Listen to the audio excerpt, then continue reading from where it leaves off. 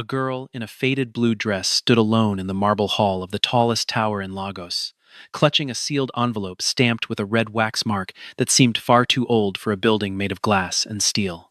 She had asked for only 5 minutes with the man who owned the tower.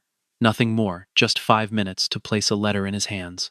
But before Damien Adeyemi could step out of the elevator, his fiancée reached the girl first, snatched the envelope from her fingers, and tore it into pieces in front of dozens of watching employees. "Girls like you only ever bring one thing into a place like this," she said, letting the shredded paper fall onto the polished floor like snow that did not belong in a city built on heat and ambition. No one in that hall understood, not yet, that scattered across the marble were the final words of a dead man, and that those words were about to tear apart everything the Ademi family believed was solid ground. Lagos woke the way it always did, in two completely different worlds that happened to share the same sky. On Victoria Island, glass towers caught the early sun and turned it into gold, while black cars with tinted windows slid past guards in crisp uniforms who never once looked twice at the men who paid their salaries. Miles away in Ajigunle, the morning arrived through cracked windows and the smell of frying plantain, through narrow lanes where water had to be carried in buckets, and electricity came and went like an uncertain guest. It was in that second Lagos, the one the glossy magazines never photographed, that Amara Okoye opened her eyes inside a room barely large enough for a bed and a single wooden chair. She was 27 years old, and she had spent most of those years learning how to survive without ever once losing the steadiness in her eyes, the kind of calm that made people trust her, even when they had every reason not to. That morning, before she did anything else, before she even reached for water to wash her face, she checked the small cloth pouch beneath her pillow, because inside it was something she had promised to protect with her life. The envelope had been given to her 11 days earlier, though it felt as though it carried the weight of 11 years. She remembered every detail of the moment an old man named Solomon Adeyemi had pressed it into her palm, with hands that were already trembling from illness, his breath uneven, his eyes fixed on her with an intensity she had never forgotten. "This goes only to Damien," he had told her, his voice thin but absolutely certain, the voice of a man giving his last order before the world took him. Not his assistant, not his lawyer, not anyone standing near him. Only his hands. "Promise me, Amara." She had promised. The way people promise things they do not yet understand the full weight of. And 3 days later, Solomon Adeyemi was gone, leaving behind a fortune worth billions of naira and a secret that his own son did not yet know existed. Amara rose from her narrow bed and moved through the small routines that had become second nature to her. Boiling water on a single gas burner, folding the thin blanket at the foot of her mattress, listening to the neighbors already awake and arguing cheerfully somewhere beyond the thin wall. She worked 2 jobs most weeks, cleaning offices before dawn and selling fabric in a small market stall in the afternoons, stitching together enough income to cover rent, food, and the occasional letter home to a younger brother, studying in a town 2 hours north of the city. None of her neighbors knew about the envelope hidden beneath her pillow, and she preferred it that way, since a secret shared even once could easily become a secret lost. She had learned early in life that trust was the only currency the poor could offer freely, and she intended to spend hers carefully, on exactly the promise she had made to a dying stranger who had turned out to be anything but ordinary. She took 2 buses and walked the final distance on foot, because the fare for a third bus was money she needed for the week ahead, and there was no version of this errand that could wait for comfort. The towers of Adeyemi Holdings rose out of Victoria Island, like something built to remind ordinary people exactly how small they were, all glass and chrome and silence, the kind of silence that expensive buildings seem to manufacture on purpose. When she reached the entrance, the security guards looked at her sandals, then her dress, then her face, and made their decision before she had said a single word. "This is not a place for people looking for handouts," one of them told her. Not unkindly, simply as though he were stating a fact of nature, the way one might mention that the tide comes in twice a day. She did not argue. She simply asked if she could wait, and something in her tone made him step aside, just enough to let her stand near the pillars instead of out on the street. She waited for 3 hours on a marble bench that seemed designed to discourage exactly the kind of patience she was showing. Employees walked past her in expensive shoes, glancing down only long enough to form an opinion and then look away, murmuring to each other about the girl who was clearly there to beg for money, or worse, to cause some kind of scene that would end in security escorting her out within the hour. None of them asked her name. None of them imagined that the envelope pressed against her chest held anything more valuable than a request for charity, because in their minds, poverty and importance could never occupy the same body at the same time. Upstairs, on the 40th floor, Damien Adeyemi sat in a glass conference room, negotiating a shipping contract worth more money than most of the people waiting below him would see in several lifetimes, entirely unaware that a woman carrying his father's final words was sitting in his own lobby, growing more anxious with every passing minute. It was near the end of the third hour that the elevator doors opened, and the air in the lobby seemed to change all at once, the way a room changes when someone enters it who is used to being obeyed. Vanessa Cole stepped out first, trailed by two assistants carrying tablets and coffee, her heels striking the marble with the confident rhythm of someone who had never once been told to wait for anything in her life. Vanessa's eyes moved across the lobby the way a hawk's eyes move across a field, searching for exactly one thing, something worth noticing, and they landed on Amara almost instantly. The contrast was too obvious to ignore. A woman in a faded dress sitting stiffly among marble columns designed for people wearing silk, and Vanessa's mouth curved into the kind of smile that had nothing warm behind it. "Can I help you with something?" she asked, though her tone made clear that help was the last thing she intended to offer. "Or are you simply lost?" Amara rose to her feet, steadied her voice, and answered with the same calm she had carried through 3 buses and 3 hours of waiting. "I have a letter meant only for Mr. Damien Adeyemi," she said. "It is urgent, and I was asked to deliver it into his hands directly." Vanessa's smile did not move, but something behind her eyes sharpened. The particular alertness of a woman who had spent years guarding a fortune she had not built and was determined to protect it from every direction at once.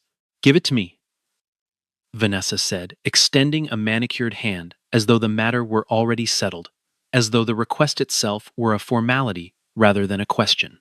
Amara hesitated, remembering the old man's final instruction, the promise she had made at his bedside, and she tried to explain that the letter could only go to Damien himself. But Vanessa did not wait for the explanation to finish. She reached forward and pulled the envelope from Amara's grip with a swift, practiced motion, the kind of movement a person makes when they believe consequences belong to other people. She did not open it. She did not read a single word of what was inside. Instead, in front of the security guards, the assistants, and a dozen employees who had paused their morning to watch, she tore the envelope down the center, then again and again, until the red wax seal cracked apart, and its pieces scattered across the marble floor like broken teeth. The paper fluttered down in uneven pieces, some landing near Amara's feet, others drifting toward the elevator doors, and for a moment nobody in the lobby moved. Then laughter broke out among a few of the younger staff, quiet at first, then louder, the easy laughter of people who assumed cruelty must be justified if someone important was the one delivering it. Amara dropped to her knees without a second of hesitation, gathering the torn fragments as quickly as her hands could move, though several pieces had already slipped beneath the feet of onlookers, who did not bother to step aside. Vanessa watched her for a moment, with visible satisfaction, then turned to the nearest guard and said, in a voice loud enough for the whole lobby to hear, "Get this woman out of my building before she tries something else." 2 guards moved forward immediately, taking Amara by the arms and lifting her before she could gather even half of what remained. At that exact moment, 40 floors above, Damien Adeyemi stepped out of his meeting and walked toward the private elevator that connected directly to the ground floor lobby, glancing at his phone rather than the glass wall that overlooked the atrium below. He caught only the faintest glimpse through the reflection of the elevator doors. As they closed, a young woman in a faded dress being escorted out through the front entrance by 2 of his own security staff, her hands still clutching something small and torn. He frowned, not because he understood what he was seeing, but because something about the moment felt wrong in a way he could not yet name. When the elevator reached the ground floor and the doors slid open, he asked the first person he saw, almost absently, who had just been asked to leave. Vanessa answered before anyone else could, smoothing the front of her blazer as though nothing unusual had happened at all. "Some woman trying to con her way in with a fake letter," she said, brushing an invisible piece of lint from her sleeve. "I handled it. You don't need to worry about people like that showing up here. Damien nodded slowly, accepted her answer the way a busy man accepts a small inconvenience, and turned to walk toward his office, unaware that the truth of the morning had already begun to unravel behind him. It was Baba Tunde, the elderly building manager who had worked for the Adeyemi family for almost 3 decades, who noticed the fragments still scattered near the base of the reception desk long after the commotion had ended. He knelt slowly, his joints protesting the movement, and began collecting the pieces the cleaning staff had not yet swept away, more out of old habit than any real suspicion. But as he lifted one larger fragment close to his tired eyes, his hands went still. Pressed faintly into the paper was the outline of a wax seal he had seen exactly once before, decades earlier, stamped onto letters that only ever came from one man. It was Chief Solomon Adeyemi's personal seal, the one he had used for private family correspondence, long before his son had ever taken over the company, a mark that had not been used publicly in over 20 years. Babatunde's hands trembled as he gathered every fragment he could find, wrapping them carefully in a clean handkerchief, understanding instinctively that whatever this letter had been, it was not the work of a con artist looking for charity. He carried the fragments upstairs immediately, bypassing the usual channels of scheduling and permission, walking straight into Damien's office with an urgency that made the younger executive look up in surprise. "Sir, forgive me for interrupting," the old man said, his voice unsteady, "but I believe something terrible has just happened in your lobby." He placed the handkerchief on the desk and unfolded it carefully, revealing the torn pieces of paper, the broken red wax still faintly visible along one jagged edge. Damien's expression changed the instant he saw it, recognition flooding through him before he had even fully processed what he was looking at. He had seen that seal exactly twice in his life, both times on letters his father had written with his own hands. Letters meant only for family, never for business, never for strangers. "Where did you find this?" Damien asked quietly, though some part of him had already begun to suspect the answer, and Babatunde told him everything he had witnessed only an hour before. Damien called for the security footage immediately, pulling up the morning's recordings on the large screen in his office, while Babatunde stood quietly beside him, watching the same scene unfold from a different angle. The footage showed Amara arriving early, sitting patiently for hours without disturbing a single person, rising respectfully when Vanessa approached her, and speaking calmly, even as her letter was ripped apart in front of a laughing crowd. There was no aggression in her posture, no attempt at deception, nothing that resembled the story Vanessa had told him only an hour earlier. What the footage showed instead was a woman being humiliated for the simple act of trying to keep a promise, and a fiancé who had lied to his face without hesitation. Damien felt something cold settle into his chest, the particular anger of a man realizing that someone he trusted had deceived him easily, and worse, had seemed to enjoy it. He asked his assistant to find out everything possible about the woman in the video, and to do it within the hour. While Damien sat replaying the footage a second, and then a third time, Amara was walking home through the same crowded streets she had walked that morning, though now her steps were heavier, her hands still stained faintly with dust from the marble floor. She had managed to save only a handful of torn fragments, tucked carefully into her cloth pouch, and though she could not read enough of any single piece to understand what her promise had actually protected, she understood clearly that she had failed the old man who trusted her. She sat on the edge of her narrow bed that evening and wept quietly, not for herself, but for a dying man's final wish that she had carried faithfully for 11 days, only to watch it destroyed in 11 seconds. She had no way of knowing that across the city, in an office 40 floors above the very lobby where her humiliation had taken place, the machinery of an entire family's future had just begun turning in her direction. That night, Damien's phone rang past 11, an hour at which very few people dared to call him, and the name on the screen belonged to Barrister Musa Bello, the family's longtime lawyer who had handled every legal matter for the Adeyemi name for more than 20 years. His voice carried an urgency Damien had rarely heard from him, even during the most difficult negotiations of his career.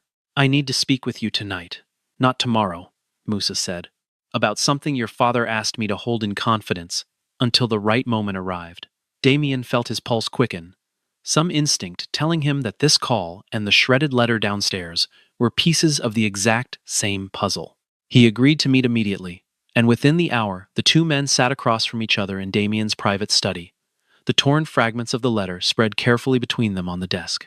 Musa explained, choosing his words with the caution of a man who had kept a secret for a very long time, that roughly 6 months before his death, Solomon had come to him privately, with instructions that no one, not even Damien, was to know about until the letter had either been delivered or its fate confirmed.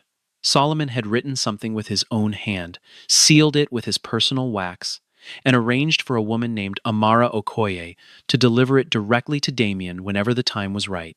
A plan set in motion, long before his final illness took hold. Your father told me, Musa continued, his voice lowering, that certain transfers of ownership, certain conditions attached to parts of the family estate, could not proceed properly unless that letter reached your hands intact. If it has been destroyed, we may be facing complications neither of us are prepared for. Damien stared at the torn fragments on the desk, the weight of his father's final wishes suddenly feeling far heavier than he had understood even an hour earlier. Musa also reminded Damien, gently but firmly, that Solomon had never been a man given to dramatic gestures, and that if he had gone to such lengths to arrange a secret delivery through a stranger, rather than simply calling his own son to his bedside, the reasons behind that choice deserved serious consideration. He recalled quiet conversations with Solomon in his final months, moments when the old man had grown unusually cautious about who was allowed near his private study, moments that had seemed strange at the time, but now took on a different weight entirely. Your father was not a suspicious man by nature, Musa said, folding his hands on the desk between them, which is exactly why I believe we should take this seriously, rather than assume grief has made an old man's instructions unreliable. Damien nodded slowly, staring at the torn fragments, as though they might rearrange themselves through sheer force of his attention, already sensing that the answers waiting inside them would cost him something before this was over. Vanessa arrived at the study some time later, having heard through one of the household staff that Musa had come at such a late hour, and she attempted to steer the conversation the moment she stepped through the door. I'm sure whatever that woman was carrying wasn't anything important, she said lightly, resting a hand on Damien's shoulder in a gesture that had always calmed him before, though tonight it did nothing at all. People show up with fake letters all the time trying to get attention from wealthy families. You know that better than anyone. Damien turned to look at her slowly, and for the first time in their 3 years together, something in his expression made her hand fall away on its own. You told me she was a con artist, he said, his voice quiet but sharp enough to cut through the room. You never mentioned that the letter had my father's seal on it. Did you even look before you tore it apart? Vanessa opened her mouth to answer, but nothing came out that sounded convincing, and the silence that followed told Damien more than any explanation could have. He did not raise his voice, though every part of him wanted to, because Musa was still in the room, and because raising his voice had never been his way of handling betrayal. Instead, he simply told her, in a tone colder than she had ever heard from him, that he needed time to think, and that she should return to her own residence for the night. Vanessa left without another word, though the look on her face carried something closer to fear than embarrassment, the particular fear of a woman realizing that a carefully built future might be cracking beneath her.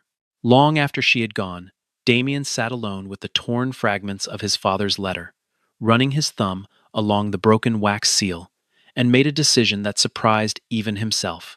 He would find the woman from the video, not through assistance, not through security reports, but himself, in person, whatever it took to understand what she had been trying so hard to protect. The following morning, Damien arrived in Ajagunal for the first time in his life, stepping out of a car that looked entirely out of place among the narrow lanes and low tin roofs, drawing stares from every direction the moment his shoes touched the uneven ground. He asked around carefully, describing the woman from the footage, and it took less than 20 minutes before someone pointed him toward a small house near the end of a crowded lane, saying only that everyone knew the quiet girl who worked 2 jobs and never asked anyone for anything.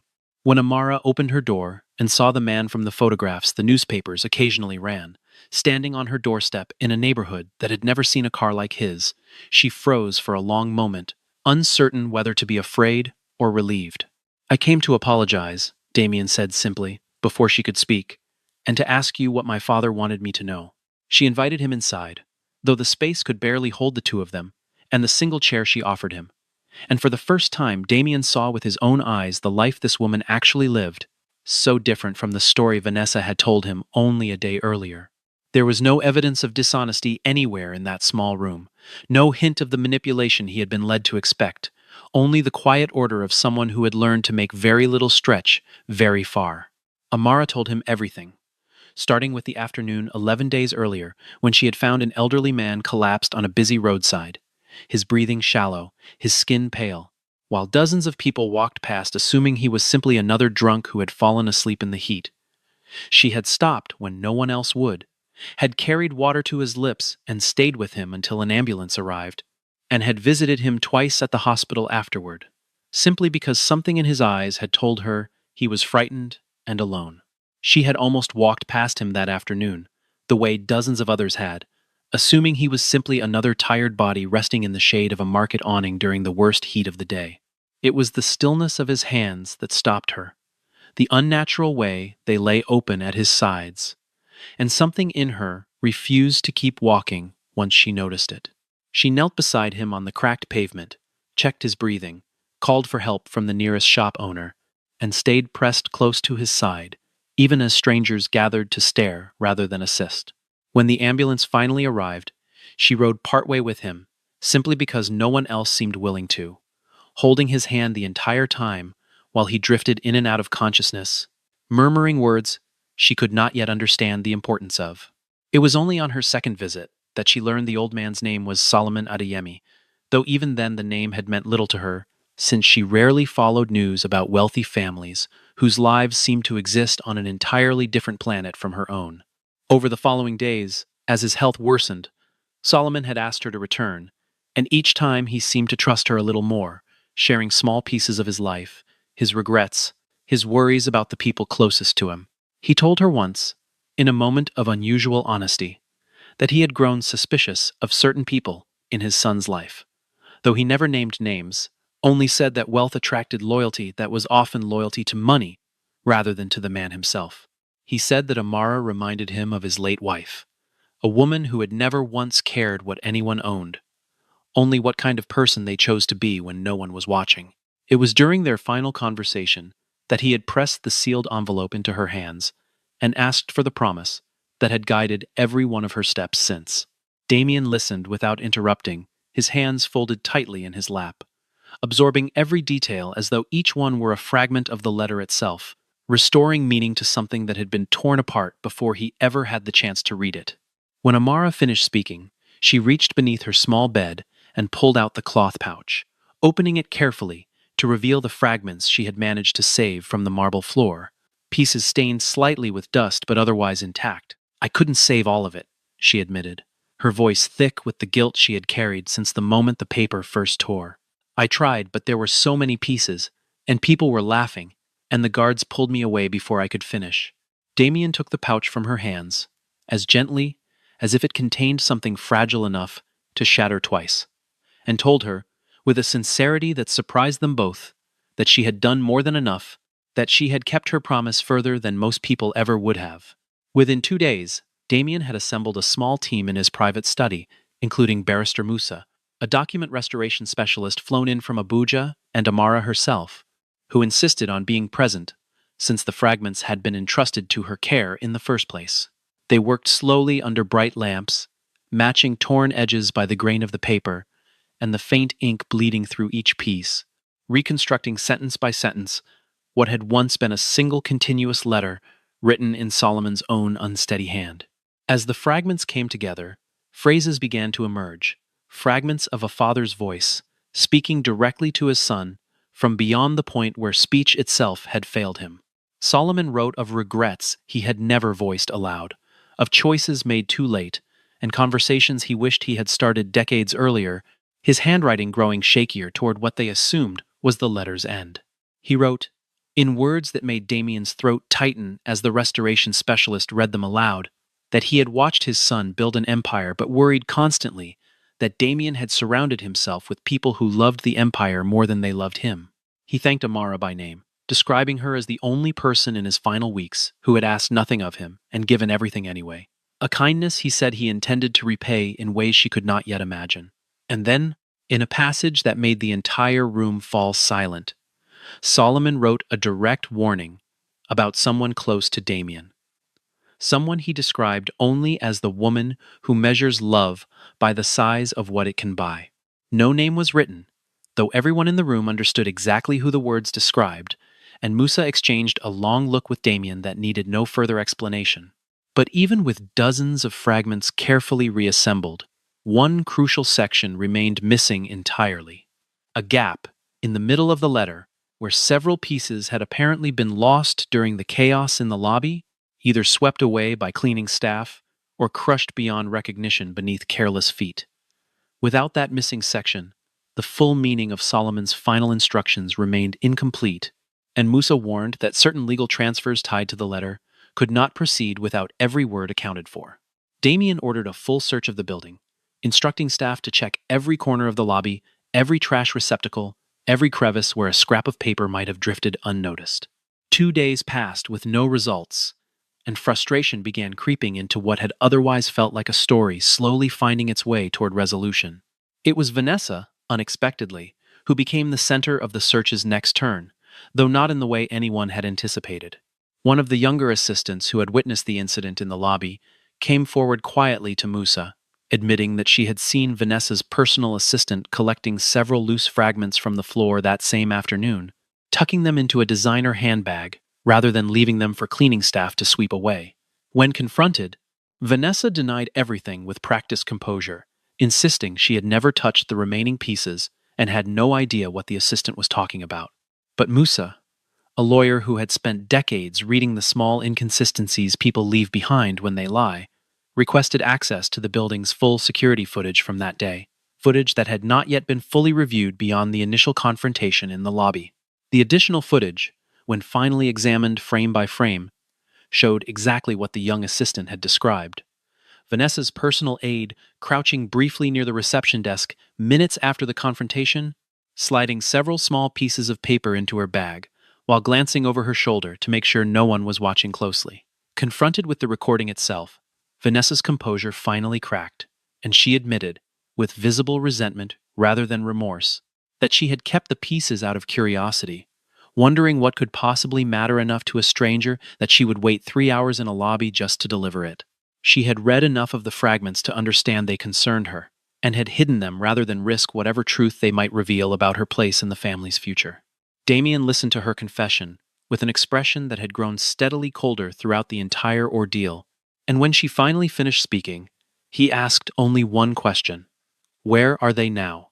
The missing fragments were recovered that same evening from inside a small jewelry box in Vanessa's private quarters, hidden beneath a layer of scarves as though she had genuinely believed no one would ever think to look there.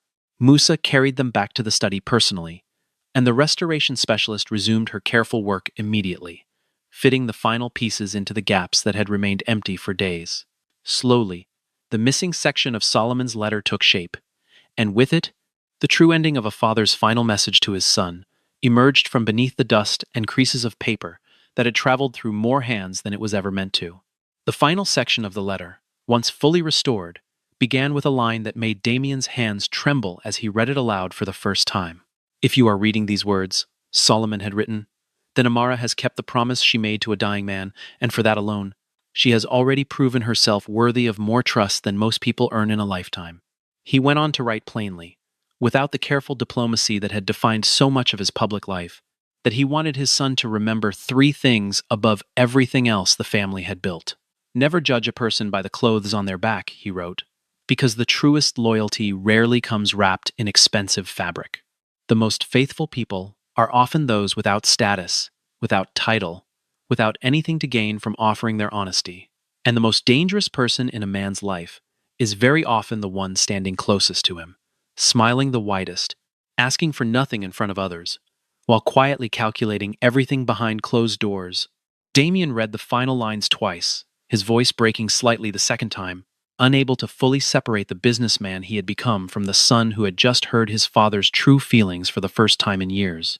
Musa remained quiet, allowing him the space to absorb what had just been read, while the restoration specialist stepped back respectfully, sensing that this moment belonged to the family alone. When Damien finally looked up, His decision seemed to have already formed itself somewhere deep within him, arriving fully shaped rather than debated. That same night, in front of Musa and several senior household staff, he ended his engagement to Vanessa Cole, informing her calmly that whatever they had built together had been built on a foundation his own father had warned him about with his dying breath. Vanessa's protests grew louder as the reality settled over her. Arguments about years invested and a future promised. But Damien had already made peace with the cost of the truth, and nothing she said changed the outcome that evening. It was only after Vanessa had gone, after the house had settled back into an unfamiliar quiet, that Musa mentioned something he had almost forgotten in the chaos of the previous days. Solomon had left behind a second envelope, smaller than the first, stored separately in his private safe, with instructions that it only be opened once the first letter had been delivered and read in full. Damien retrieved it himself, his hands steadier now than they had been all week, and broke the seal to find a short, handwritten note, along with several official documents folded neatly inside. The envelope was addressed simply, in Solomon's careful handwriting, to Amara Okoye, and Damien felt it would be wrong for anyone but her to open it first. He arranged to meet her the following afternoon, this time not in the marble lobby where she had once been humiliated, but in the quiet garden behind the family estate, where the noise of the city felt distant enough to allow for a different kind of conversation. When she arrived, uncertain why she had been summoned again, Damien handed her the envelope without explanation, simply asking her to read it herself. Inside, alongside a short letter written entirely in Solomon's own hand, were the deed to a modest but comfortable home in a quiet part of Lagos, documents establishing an education fund covering any course of study she wished to pursue, and papers granting her a small ownership stake in a charitable foundation the Adeyemi family had quietly funded for years. Solomon's note read simply, "You never once asked me for anything. Not money, not favors, not even gratitude, and it is precisely because you asked for nothing that I wanted to give you everything you deserved but never requested." Amara read the words 3 times before she fully believed them, her hands shaking so badly that Damien gently took the papers from her grip and held them steady himself. Tears fell freely down her face, not from shock alone, but from the sudden, overwhelming understanding that a promise kept in silence had somehow returned to her 1,000 times over. Damien watched her reaction with an expression softer than anyone at the company had seen from him in years. Something in his chest, loosening for the first time since his father's death, had left him carrying so much weight alone. He told her quietly that his father had chosen well, that whatever grief had followed Solomon's passing felt somehow lighter, knowing the old man's final wishes had landed exactly where they were meant to. For the first time since the entire ordeal began, he allowed himself a genuine smile, the kind that had nothing to do with business deals or careful public appearances. Simply the quiet satisfaction of watching a wrong finally set right. In the weeks that followed, Damien made Amara an offer that neither of them had expected to arrive so soon after everything that had happened. He asked her to help oversee the very charitable foundation her new shares now belonged to, explaining that few people understood the needs of Lagos's poorest communities as clearly as someone who had lived among them her entire life. Amara hesitated at first, uncertain whether she was ready to step into a world so far removed from everything familiar to her, worried that people would see only the scandal and not the substance behind her new position. But she thought of Solomon, of the promise she had made at his bedside, and of the quiet dignity he had shown her even while dying, and she realized that refusing the opportunity would be its own kind of betrayal, a failure to use what had been so carefully given to help others, the way she once needed help herself. She accepted the role within the week, and news of her appointment spread quickly through Lagos, carried first by whispers among Adeyemi Holdings employees, and then by wider attention, once local newspapers picked up the story of the poor woman who had delivered a billionaire's final letter and ended up rewriting her own future in the process. Many of the same employees who had laughed as her letter was torn apart now found themselves working alongside her, and few of them met her eyes without a flicker of embarrassment passing across their faces. Vanessa, meanwhile, discovered that Lagos society had a long memory for humiliation, particularly when it belonged to someone who had once looked down on others from a position she no longer occupied, and the invitations that once filled her calendar slowly disappeared one by one. Damien used the months following his father's death to restructure parts of the company according to values he now understood. Solomon had always held quietly in reserve, redirecting significant resources toward community programs in neighborhoods like Ajagunle that had never before seen investment from towers on Victoria Island. He often said, in the rare interviews he agreed to give, that his father had taught him more in death than in most of the years they shared while he was alive, a lesson delivered not through words spoken directly, but through a letter that had to be torn apart and painstakingly rebuilt before its meaning could finally be understood. Amara, for her part, never allowed her new position to change the quiet steadiness that had defined her long before any of this began, and those who worked alongside her often said she treated every visitor to the Foundation's offices exactly the way she once wished someone had treated her, with patience, with respect, and without a single glance at what they were wearing. Months later, Amara returned to the marble lobby, where her ordeal had first begun, arriving this time not as a stranger asking to be seen, but as a director of the Foundation attending a scheduled meeting. The employees who had once laughed as her letter was torn to pieces rose from their seats as she crossed the floor, some out of professional courtesy, others out of a genuine respect that had grown slowly over the preceding months. Damien watched from the balcony above, standing beside a large framed portrait of his father that had recently been restored and hung near the entrance, and he found himself speaking softly, more to the portrait than to anyone standing nearby. "You were right," he said quietly, his eyes moving from the painting down to the woman crossing the lobby below. The most valuable thing that ever walked through these doors wasn't wearing anything expensive at all.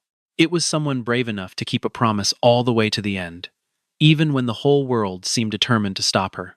The city stretched out beyond the tall windows behind him, towers and shanties existing side by side under the same wide sky, a reminder that dignity had never once depended on the size of a person's home or the label on their clothing. In the years that followed, few people in Lagos remembered the exact details of the shipping contracts Damien Adeyemi signed that year, or the exact figures behind the mergers his company completed, because business triumphs of that kind tended to blur together after enough time had passed. What they remembered instead, told and retold at family dinners and market stalls across the city, was the story of a woman who had waited 3 hours on a cold marble bench simply to keep a promise to a dying man, and who had never once raised her voice, even as her only proof was torn to pieces in front of a laughing crowd. Parents in neighborhoods like Ajagunle began telling their children about her when they wanted to explain that character was not something money could purchase or poverty could erase, that a person's worth revealed itself most clearly in the moments when no reward seemed possible at all. Vanessa Cole eventually left Lagos altogether, resettling quietly in a city where her name carried no history, though those who had known her best said she never fully understood what she had lost, was never the engagement itself, but the version of herself capable of standing in a stranger's shoes for even a single moment. Amara never forgot the weight of that torn envelope, and she kept a single fragment of the original paper framed in her office at the Foundation, not as a trophy, but as a reminder of exactly how easily the truth could be dismissed by those unwilling to look closely enough. She often told the young women she mentored through the Foundation's programs that dignity was not something granted by wealth or title, but something carried quietly inside a person long before anyone else recognized it, waiting patiently for the moment it would finally be seen. Damien, for his part, kept his father's restored letter locked in the same safe where the second envelope had once waited, reading it every year on the anniversary of Solomon's passing, each time finding some new layer of meaning in words he now knew by heart. As the afternoon light shifted across the marble floor of the lobby that had once witnessed both cruelty and redemption, the story of a torn letter and a kept promise settled quietly into the history of a family that had finally learned, at great cost, that loyalty worth having could never be bought, only earned, and never once demanded, only given freely by someone who had nothing to gain and everything to lose.